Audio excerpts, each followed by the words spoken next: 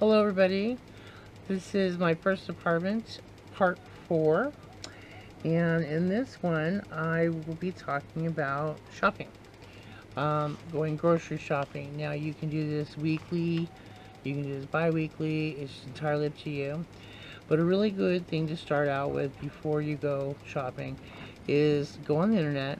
They have free recipes on there, and just start putting out recipes, things that sound good that you want to try. And get yourself, start collecting these little recipes and whatnot. And then of course anything that you've already learned how to cook, maybe one night you want to have grilled cheese and soup, that's fine. Before you go to the store, you want to make sure you make a list. So you think about, if you're going to the store for 2 weeks, you've got 14 days you got to buy for 14 days. So what do you want to cook for those days? And you know what? Every day you're not going to want to cook a full meal. Maybe you're working late or whatnot, so you want to accommodate for those days. Do something simple on a work night or whatnot, or when you know you're going to be working late. Have something simple, that you can just throw together real quick for dinner. And then make sure you accommodate for breakfast. Whether it's full-on breakfast with eggs and toast and some meat, or you just want to buy a box of cereal. That box of cereal is going to last you for 4 or 5 days, so you just accommodate for that. Make sure that you got 14 days worth of breakfast, 14 days worth of lunch. Now when I say lunch, you'll save a lot of money if you make your lunch for work. A sandwich, throw some fruit in there, maybe some chips, whatever you like to eat for lunch. If you bring your lunch, you're going to save a lot more, and that helps your budget, helps your bottom line right there for sure. And then dinner. And then on dinner, always, you never know when someone's going to stop by. So on dinner, you do your 14 days of what you would eat for dinner, but then maybe 2 days out of that, you have a little bag of chicken that you can kind of throw in if somebody shows up, or you decide that you want to invite somebody for dinner. So I always add 2 days. Someone's always extra for some reason at dinner, so I'd like to accommodate for that. So once you get your recipes down, at least try 1 or 2 recipes a trip to the store, something new. And if you like it, then you put it into rotation. That's a good one. Check it out. Great. So you just kind of make a list. Maybe, for dinner I'm going to do burritos. And then you would, make a list of what you need for those burritos. You need tortillas, you need meat, you need tomatoes, cheese, everything. So you'd make sure that you put all those things on the list so that you can make burritos. When it's time to make burritos, everything's there ready for you to go.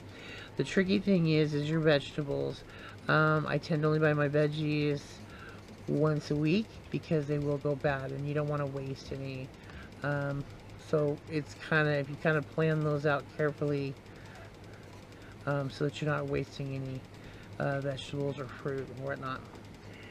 And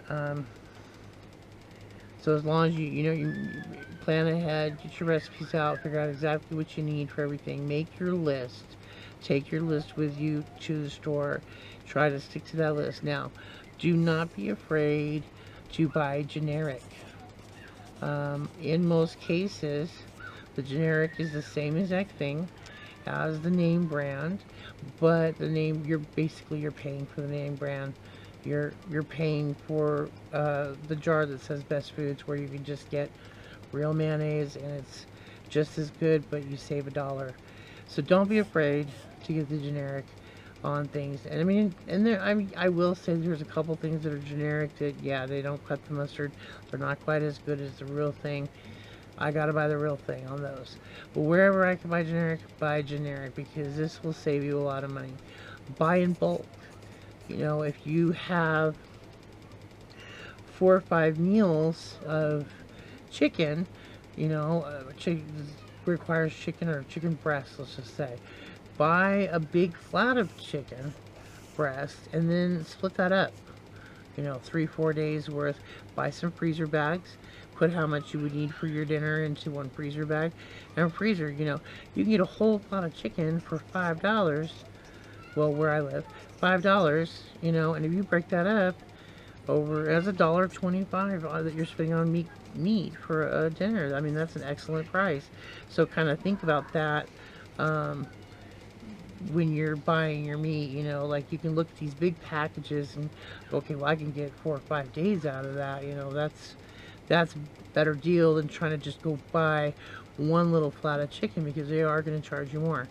You just kind of have to pay attention to the prices that way, and that way you'll stay on budget. You maybe even save on the budget, and that's always good to save. Now, and if you're out shopping, and then when you're out shopping, as long as you're saving money here and there, whatnot, if you see things that are on sale that you know won't perish easily, that you will eat, buy a little bit extra of them, stock up, and that'll kind of help your cupboards get filled up, and you know, you've got backup food. Always good to have backup food. And I think that's all I want to say about shopping. If you have any questions about this, feel free to put them in the comments. Be sure to like and subscribe, and I hope this was helpful to everybody. Thanks for tuning in.